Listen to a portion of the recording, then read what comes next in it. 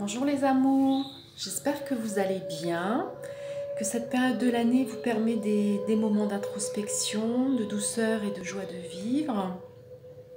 Alors, il est vrai que le manque de lumière peut s'avérer déroutant. A contrario, cela nous donne des envies de cocooning, alors profitons-en. Pour ma part, le début du mois fut un peu chahuté, mais disons que cela permet de se rendre au plus proche de sa vérité, voilà. Donc c'est parti pour le tirage des énergies de la semaine du 10 au 17 novembre 2019. Alors j'ai pigé 9 cartes du tarot de Marseille et nous allons découvrir ensemble leur influence du moment. Je terminerai également par 2 cartes sur les influences automnales. Voilà, allons-y. Alors, première carte. Le valet de bâton. Oups, j'espère que vous voyez bien. Voilà. Le valet de bâton. Alors, pour certains, vous êtes un animateur passionné qui apprécie les changements et apporte du plaisir à son entourage. Hein, vous êtes très actif et créatif, autant que serviable. Pour d'autres, vous ressentez ce qui doit changer dans une situation. Peu importe qu'elle soit d'ordre matériel ou spirituel. Vous êtes poussé par ce désir de renouveau. On parlait bien de mort et de renaissance la semaine dernière avec l'arcane sans nom. Certains artistes d'ailleurs vont exprimer leur art et être des révélateurs des désirs des autres.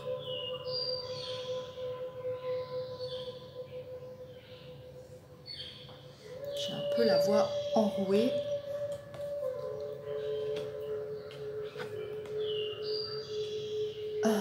Alors,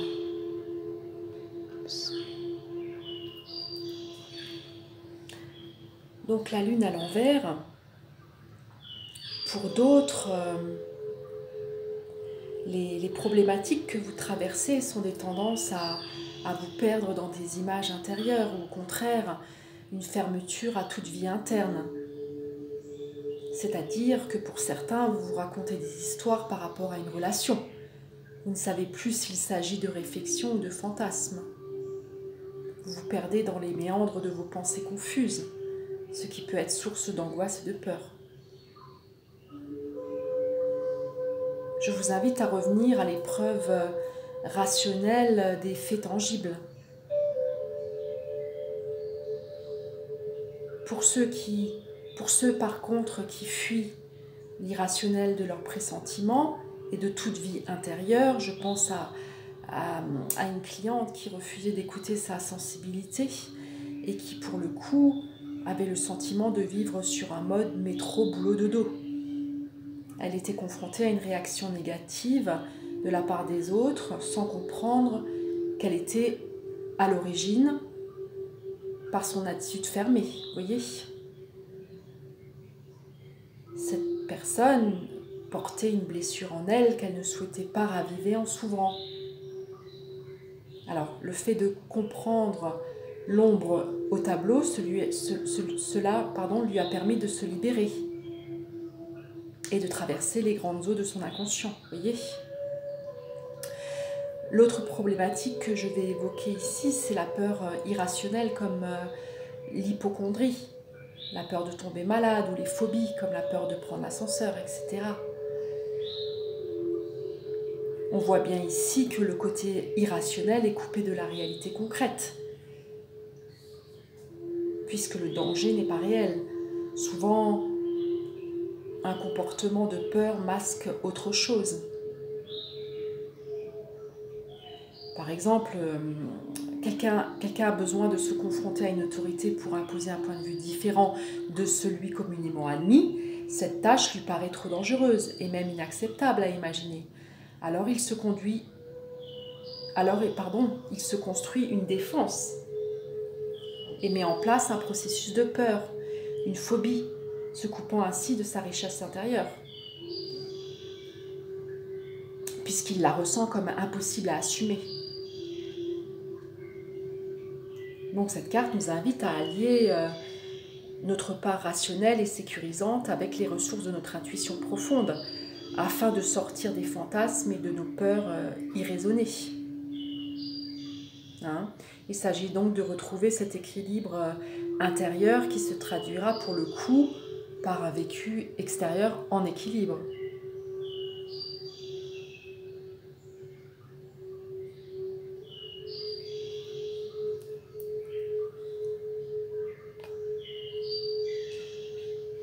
Je l'ai encore retourné. Hop.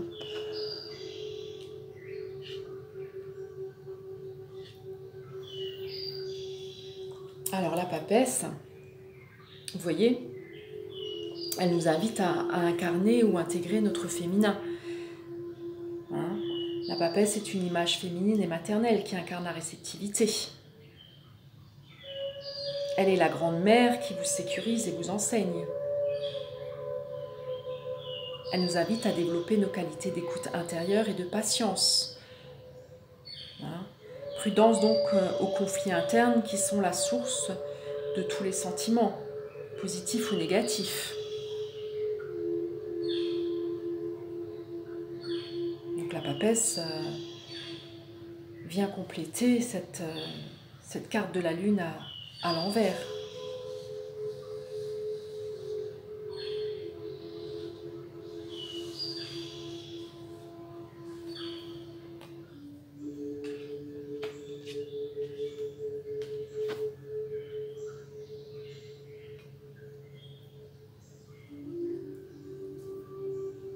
Le 4 d'épée. Pour d'autres, vous êtes animé d'un esprit humaniste par votre force et votre intelligence. Disons que par votre vision utile et harmonieuse, vous apportez des conseils et de l'apaisement autour de vous. Vous avez confiance en vous et en l'avenir et vous êtes écouté par votre entourage. Hein? Vous êtes un guide éclairé et vous êtes utile à tous de par votre compréhension de la vie.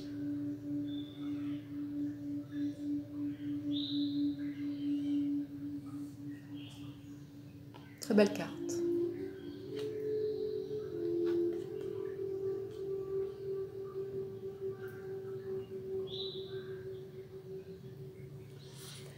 Le 7 d'épée à l'envers, pour certains, prudence aux paroles qui dépassent votre pensée. Hein, elles sont perçues comme agressives pour votre entourage. Une invitation à revoir votre façon de penser et de vous exprimer pour réussir vos objectifs.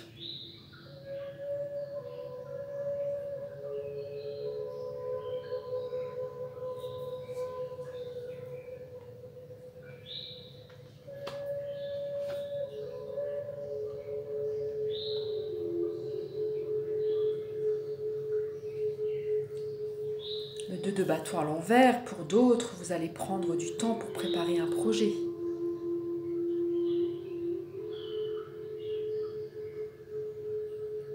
Hein? Vous détestez le conflit et préférez vous rétracter devant les difficultés. Il s'agit ici de prendre du recul sans tomber non plus dans une forme de passivité, voyez ?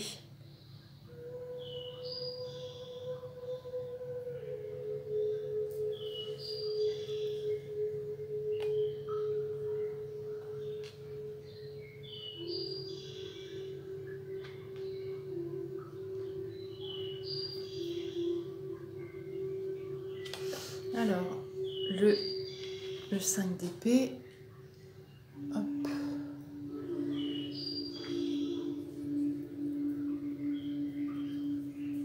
Pour certains, vous avez un esprit fort et dynamique, avec l'âme d'un leader. Hein, que vous soyez un chef, un orateur ou un enseignant, vous avez la potentialité de donner un sens aux situations et d'entraîner d'ailleurs les autres dans votre sillage.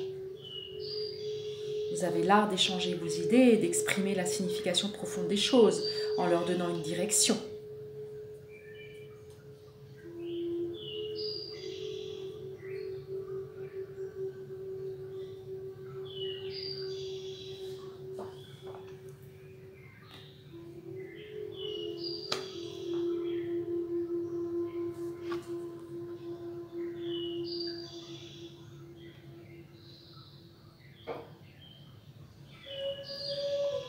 l'empereur, la carte de l'empereur. Alors pour d'autres, vous êtes tendu vers ce qui est objectif.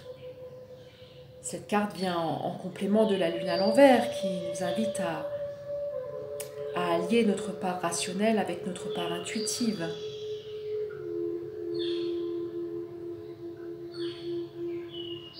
Pour l'empereur, le royaume qu'il dirige est son propre univers. Il maîtrise sa personnalité, son ego. Son action est dépourvue d'égoïsme et il agit pour le bien de tous.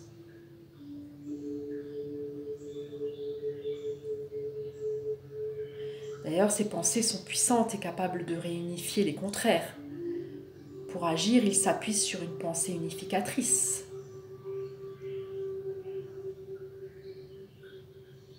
Son pouvoir sur le monde s'appuie sur l'intuition. Son action est toujours en relation avec ce qu'il ressent.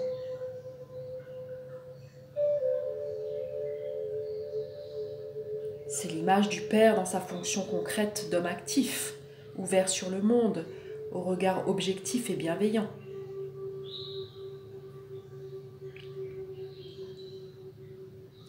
C'est le symbole de la virilité qui se traduit par une capacité à définir ce que l'on veut et à mettre en œuvre ce qui est nécessaire pour sa réalisation.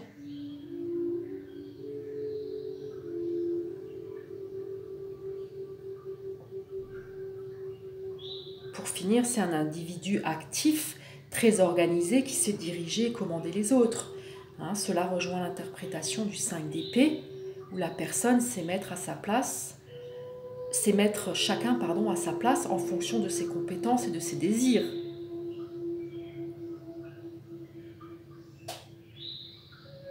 Je pense à une invitation à faire des réformes sages en entreprise, par exemple.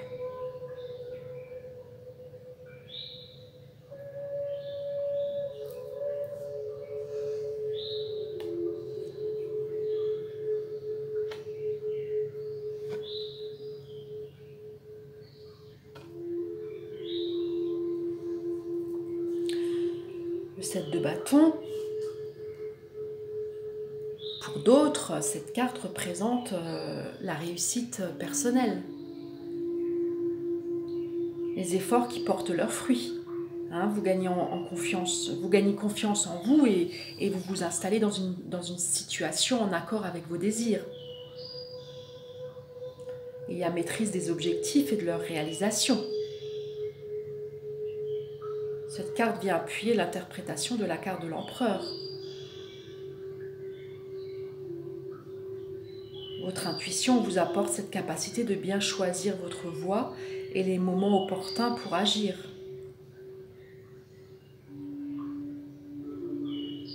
Bravo. Bravo. Pour ceux qui sont dans cette démarche. Alors, pour les deux cartes qui me restait encore à vous proposer. Alors, les deux cartes aux influences automnales. Voilà.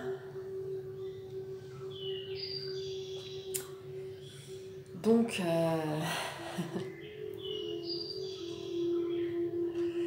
cette carte parle des forces invisibles qui vous tendent une main secourable. Elle vous dit que le bien-être et la paix de l'esprit constituent une source de bonheur au quotidien, qui éveille en vous des projets d'avenir. Les problèmes disparaîtront d'eux-mêmes parce que vous vous concentrez sur le but que vous vous êtes fixé. En utilisant vos ressources avec plus de modération, vous arriverez à vos fins. Pour certains, votre instinct pourrait vous dicter de remettre en question certaines valeurs peu appréciées et de prendre vos distances pour définir de nouvelles règles du jeu.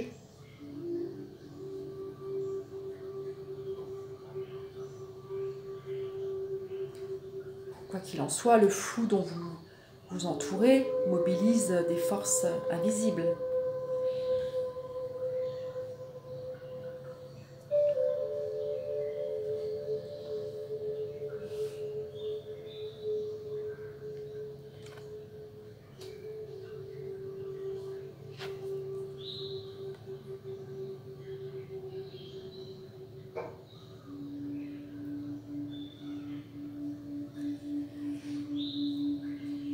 Alors, cette carte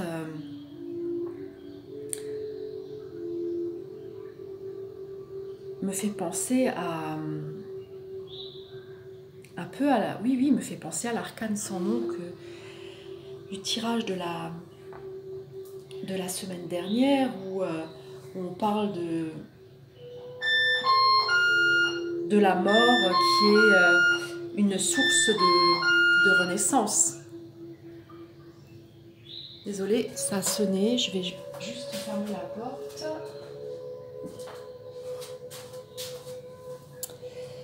Alors, j'en étais où? Oui, donc cette carte,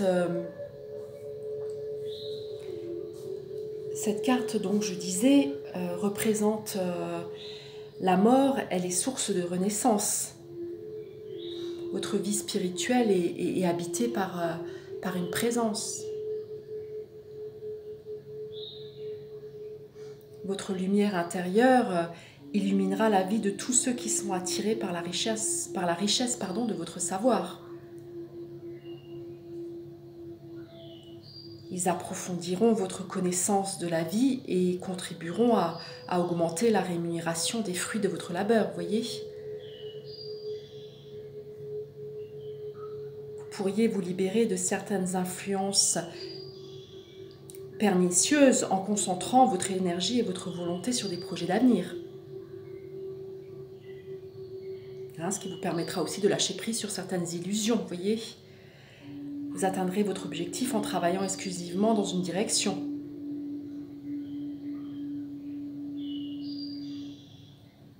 Votre détermination est votre allié.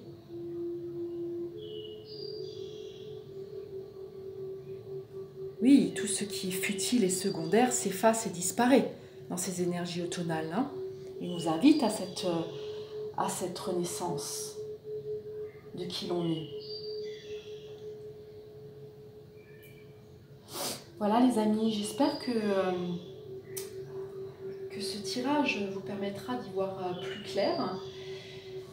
Alors, je vais laisser le tirage en l'état, malgré